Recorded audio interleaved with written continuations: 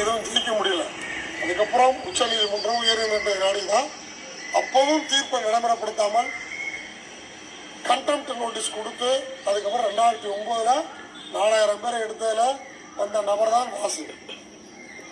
இன்னைக்கு இருக்காங்க இல்லையா, இவங்கெல்லாம் 2009 4000 பேர்.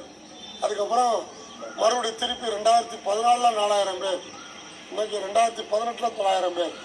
ஆனால் இவ்வளவு போராடி பெற்றதுக்கு அப்புறமும் அந்த அரசு நம்மளுடைய மின்சார வரைக்கும் இருந்த சில அதிகாரிகள் ஆளுங்கட்சியுடைய நிர்பந்தம் காரணமாக ஐடிஐ படித்தவர்களை எடுக்காமலேயே ஐடிஐங்கிற அந்த கல்வி தகுதி இல்லாம அதுக்கு கீழே ஒரு பதவியை புதுசா உருவாக்கி மஸ்தூர், கேங்மேன் அப்படின்னு 5ஆம் வகுப்பு 4ஆம் வகுப்பு நான் அன்ஸ்கில்டு நேச்சரா ஒர்க்குக்காக எடுக்கிறேன்.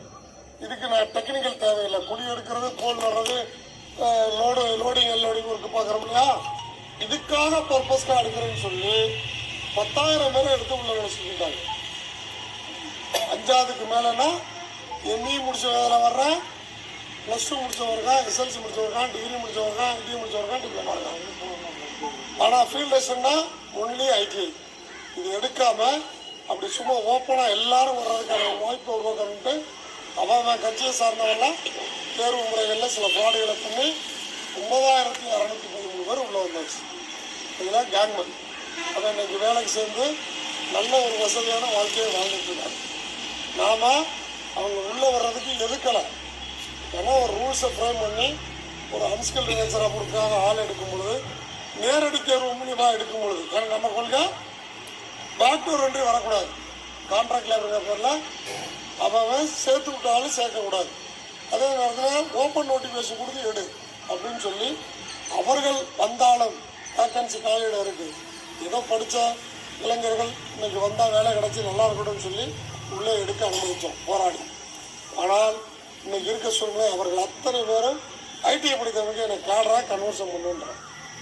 அப்படின்னு என்ன ஆகும்? இந்த 10,000 பேர் இந்த ஐடிஐக்குள்ள வேக்கன்சியில் வந்து உட்காந்துட்டா உங்களை யாராவது எடுப்பாங்களா? இந்த நெசசிட்டி வராது. ஏதோ 10,000 பேருக்கான வேக்கன்சி குறைஞ்சிரும், எடுக்க வேண்டியது நெருக்கடி வராது. அப்போ உங்களை எடுக்காமல் வேற யாரையும் போடக்கூடாது.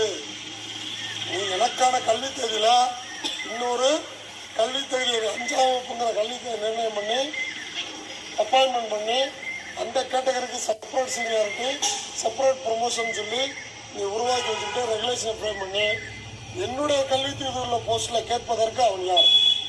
புரியுதா? எனக்கான கல்வி தேதி நிர்ணயம் பண்ணியிருக்கேன்.